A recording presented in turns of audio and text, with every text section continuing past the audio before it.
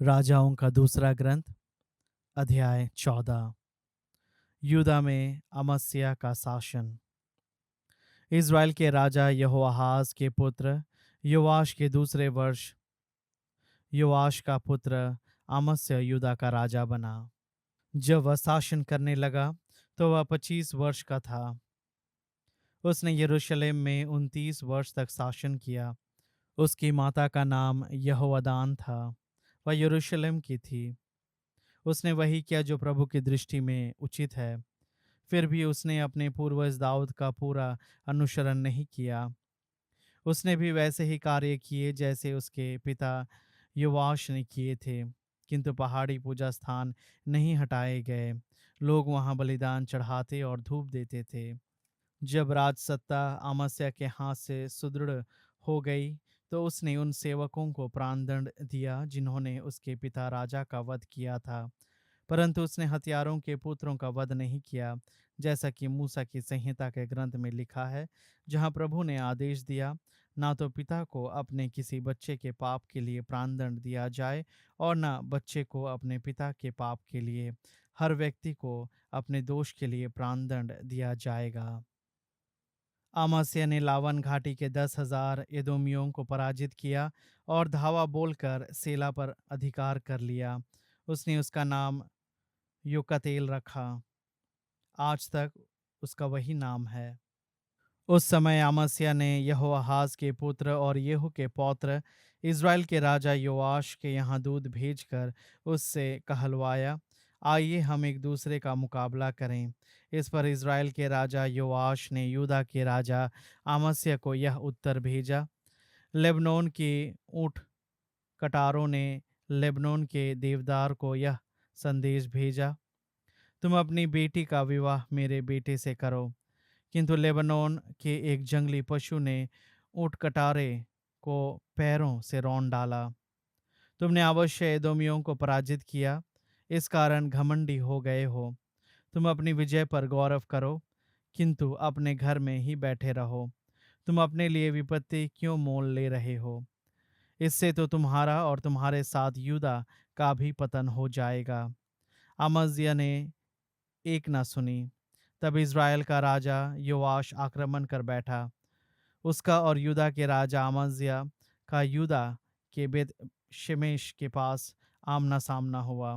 यूदा Israel द्वारा इस तरह पराजित किया गया कि यूदा के लोग अपने अपने घर भाग निकले। इज़राइल के राजा योआश ने बेत शेमेश के पास आहाजिया के पौत्र और योआश के पुत्र यूदा के राजा अमज्या को बंदी बना लिया। उसने यरूशलेम जाकर एफ्राइम के फाटक से लेकर कोन फाटक तक यरूशलेम की 400 हाथ लंबी चार दीवारी गिरा दी। वह प्रभु के मंदिर तथा राजभवन के कोषागार का सब सोना चांदी और अन्य सब सामान उठा ले गया और बंधक के रूप में व्यक्तियों को भी ले गया। इसके बाद वह समारिया लौट गया। योआश का शेष इतिहास, उसके कार्यकलाप, उसकी विजयों और यूदा के राजा अमज्या से उसके युद्ध का वर्णन इज़राइल के राजाओं के इतिहास ग्रंथ में लिखा है। योआश अपने पितरों से जा मिला और इज़राइल के राजाओं के पास समारिया में दफनाया गया। उसका पुत्र यरोबोआम उसकी जगह राजा बना। इज़राइल के राजा यहोआहाज के पुत्र योआश की मृत्यु के बाद योआश का पुत्र यूदा का राजा अमज्या 15 वर्ष और जीवित रहा। अमज्या का शेष इतिहास यूदा के राजाओं के इतिहास ग्रंथ में लिखा है। जब यरूशलेम में उसके विरुद्ध षड्यंत्र रचा गया तब वह लकीश भाग गया। लोगों ने लकीश तक उसका पीछा किया और वहां उसका वध किया। वह घोड़ों पर रखकर यरूशलेम लाया गया और अपने पुरखों के पास यरूशलेम के दाऊद नगर में दफनाया गया।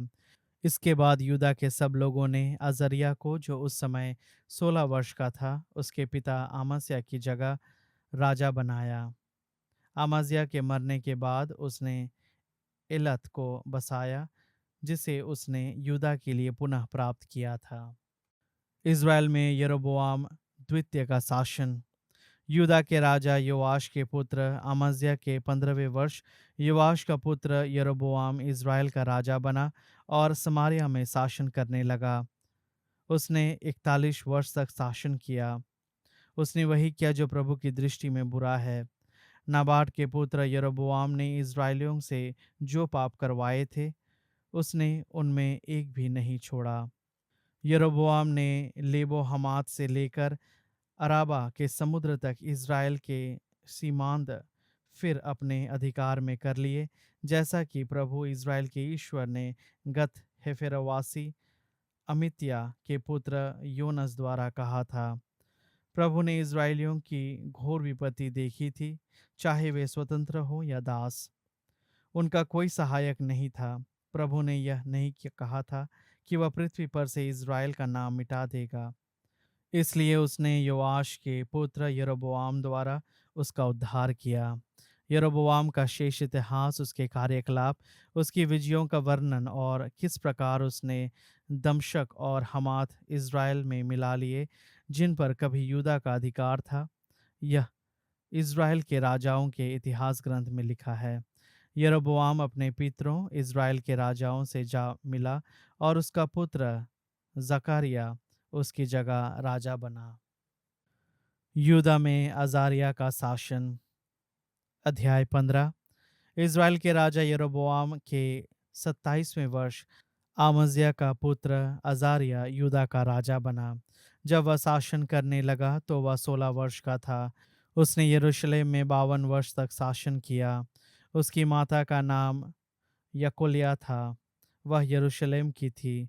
उसने अपने पिता आमाजिया की तरह वही किया जो प्रभु की दृष्टि में उचित है, किंतु पहाड़ी पूजा स्थान नहीं हटाए गए। लोग वहां बलिदान चढ़ाते और धूप देते रहे। प्रभु ने अजरिया को कोढ़ी बना दिया। वह जीवन भर कोढ़ी रहा और उसे एक अलग मकान में रहना पड़ा। इस समय राजा का पुत्र योताम राजभवन का प्रबंधक करता और देश के लोगों पर शासन करता था। अजरिया का शेष इतिहास और उसका कार्यकलाप यूदा के राजाओं के इतिहास ग्रंथ में लिखा है।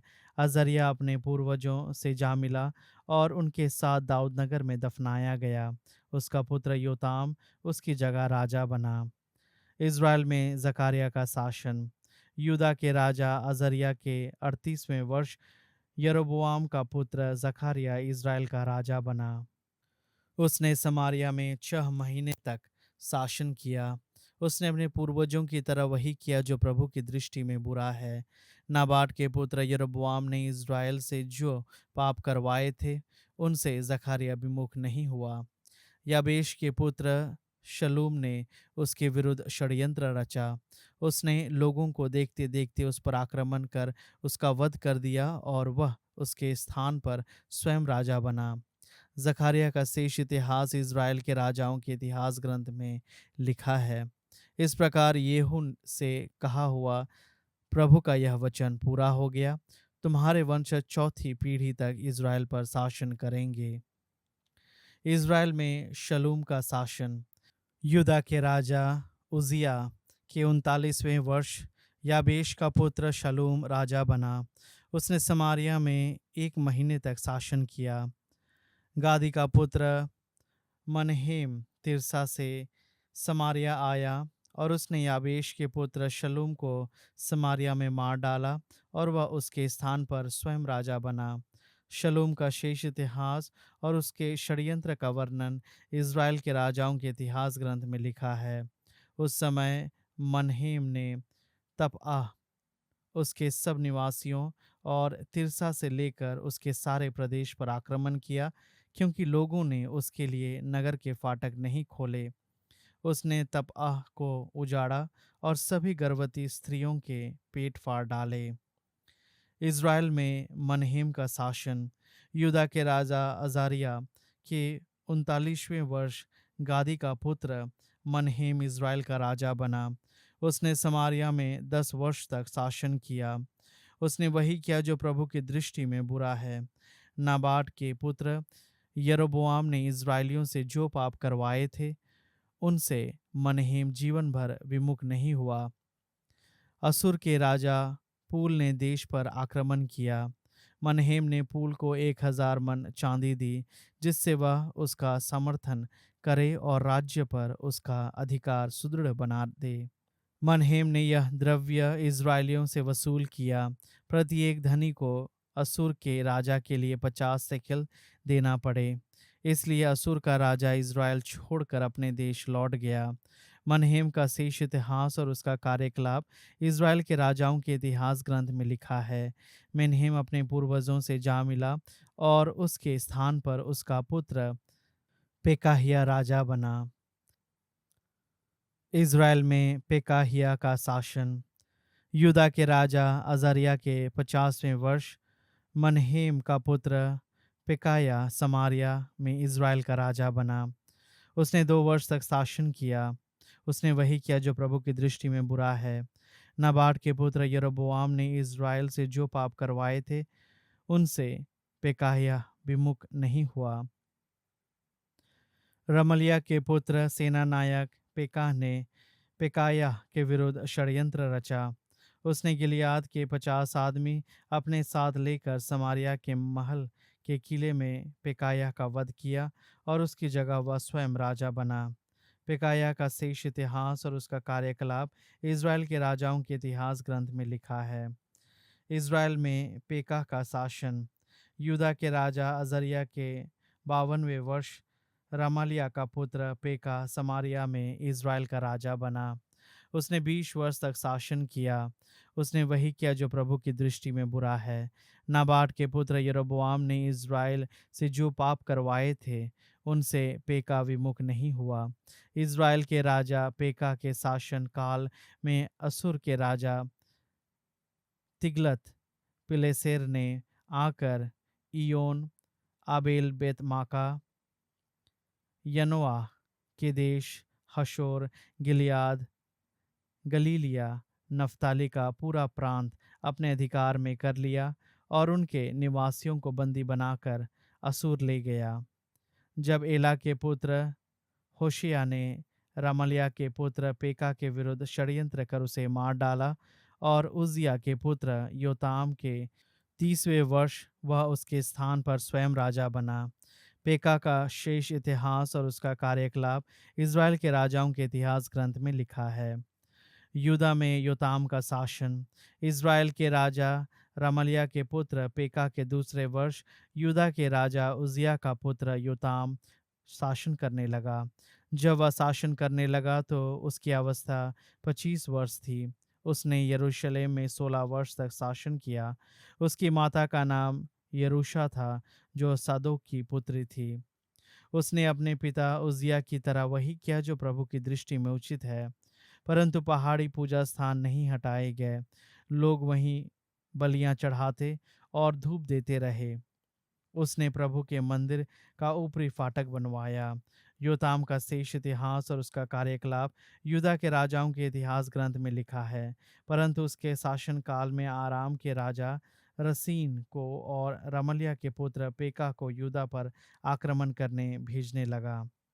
योताम अपने पितरों से जा मिला और अपने पूर्वज दाऊद के नगर में अपने पूर्वजों के पास दफनाया गया। उसका पुत्र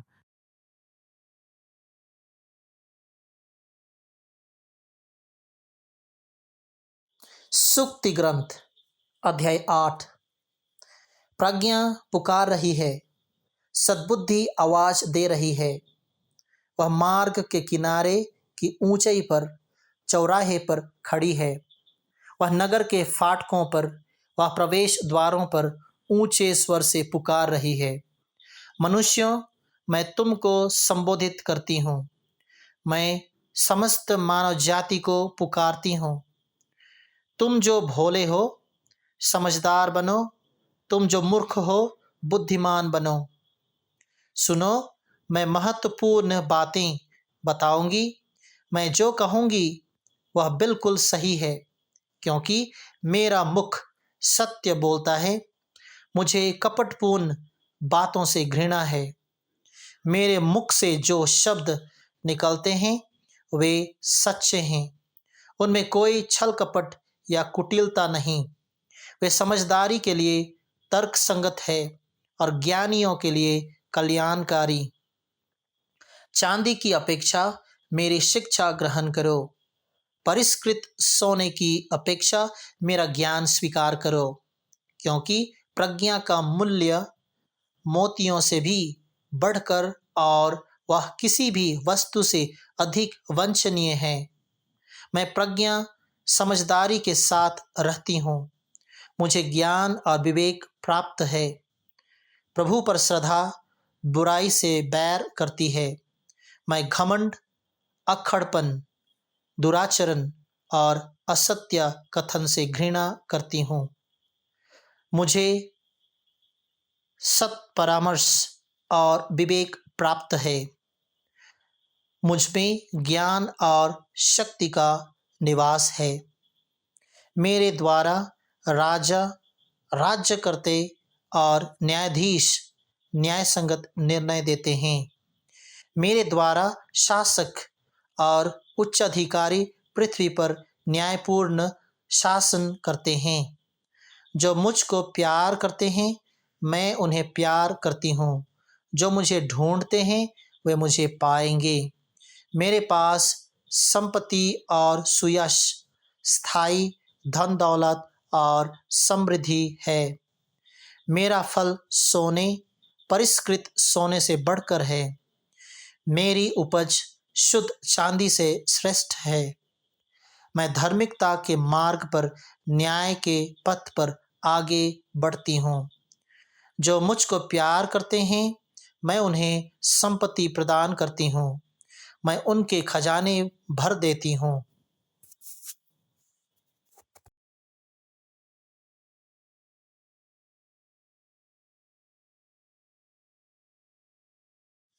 कुरिन्थियों के नाम संत पौलुस का दूसरा पत्र, अध्याय 1। अभिवादन। कुरिन्थ में ईश्वर की कलीसिया तथा समस्त अखैया में रहने वाले सभी संतों के नाम पौलुस, जो ईश्वर द्वारा ईसा मसीह का प्रेरित नियुक्त हुआ है, और भाई तिमोथी का पत्र। हमारा पिता ईश्वर और प्रभु ईसा मसीह आप लोगों को अनुग्रह तथा शांति प्रदान करें। धन्यवाद ज्ञापन। धन्य है ईश्वर, हमारे प्रभु ईसा मसीह का पिता, परम दयालु पिता और हर प्रकार की सांत्वना का ईश्वर। वह सारे दुख तकलीफ में हमको सांत्वना देता रहता है। जिसमें ईश्वर की ओर से हमें जो सांत्वना मिलती है, उसके द्वारा हम दूसरों को भी उनकी हर प्रकार की तकलीफ में सांत्वना देने के लिए समर्थ हो जाएं। क्योंकि जिस प्रकार हम प्रचुर मात्रा में मसीह के दुख भोग के सहभागी हैं, उसी प्रकार मसीह द्वारा हमको प्रचुर मात्रा में सांत्वना भी मिलती है। यदि हमें दुख भोगना पड़ता है तो आप लोगों की सांत्वना और मुक्ति के लिए, और यदि हमें सांत्वना मिलती है तो इसलिए कि हम आप लोगों को सांत्वना दे सकें, जिससे आप धैर्य के साथ वह दुख सहने में सामर्थ्य हों जिसे हम भोगते हैं। आप लोगों के विषय में हमारी आशा सुदृढ़ है, क्योंकि हम जानते हैं कि जिस प्रकार आप हमारे दुख के भागी हैं, उसी प्रकार आप हमारी सांत्वना के भी भागी होंगे। भाइयों, हम आप लोगों से यह नहीं छिपाना चाहते कि एशिया में जो कष्ट हमें सहना पड़ा, वह बहुत ही भारी और हमारी सहन शक्ति के परे था। यहाँ तक कि हमने जीवित रहने की आशा भी छोड़ दी थी, और हम यह समझ रहे थे कि हमें प्राण दंड मिल चुका है।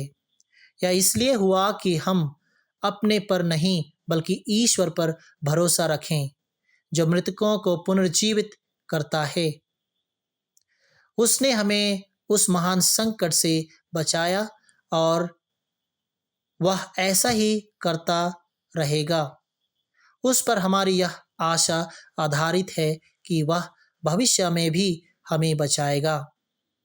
आप लोग प्रार्थना द्वारा हमारी सहायता करें। इस प्रकार हमें जो वरदान मिलता है, उसके लिए बहुत से लोग ईश्वर से प्रार्थना भी करेंगे और उसे धन्यवाद भी देंगे। पौलुस की कुरिन्थ यात्रा स्थगित। हमें एक बात का गर्व है। हमारा अंतःकरण हमें विश्वास दिलाता है कि हमने मनुष्यों के साथ और विशेषकर आप लोगों के साथ जो व्यवहार किया है वह संसार की बुद्धिमानी के अनुसार नहीं, बल्कि उस सच्चाई और ईमानदारी के अनुसार था जो ईश्वर की कृपा का वरदान है।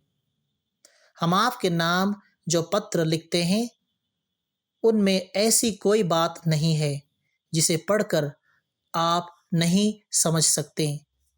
मुझे आशा है कि आप जो बात अब आंशिक रूप में समझते हैं उसे बाद में पूर्ण रूप में समझेंगे।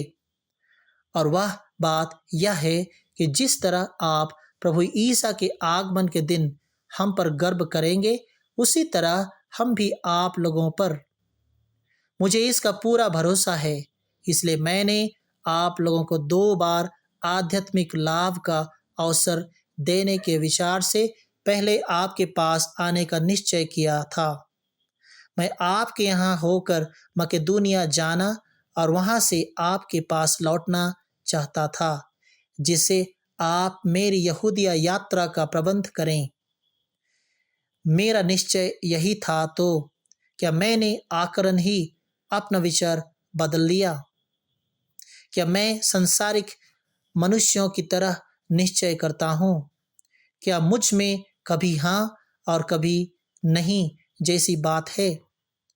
ईश्वर की सच्चाई की शपथ, मैंने आप लोगों को जो संदेश दिया उसमें कभी हाँ और कभी नहीं जैसी बात नहीं है, क्योंकि सिलवानुस, तिमोथी और मैंने आपके बीच जिनका प्रचार किया उन ईश्वर के पुत्र ईसा मसीह में कभी हाँ और कभी नहीं जैसी बात नहीं, उनमें मात्र हाँ है। उन्हीं में ईश्वर की समस्त प्रतिज्ञाओं की हाँ विद्यमान है। इसलिए हम ईश्वर की महिमा के लिए उन्हीं के द्वारा आमीन कहते हैं। ईश्वर आप लोगों के साथ हमको मसीह में सुदृढ़ बनाए रखता है और उसी ने हमारा अभिषेक किया है। उसी ने हम पर अपनी मुहर लगाई और अग्रिम के रूप में हमारे हृदयों को पवित्र आत्मा प्रदान किया है। मैं ईश्वर को साक्षी बनाकर अपने जीवन की शपथ खाकर कहता हूँ, मैं इसलिए अब तक कुरिन्थ नहीं आया कि मैं आप लोगों को दुख देना नहीं चाहता था। आपके विश्वास पर मनमाना अधिकार जताना हमारा उद्देश्य नहीं है। हम आप लोगों की सुख शांति के लिए आपके सहयोगी हैं और आप लोग तो यूं भी विश्वास में दृढ़ हैं।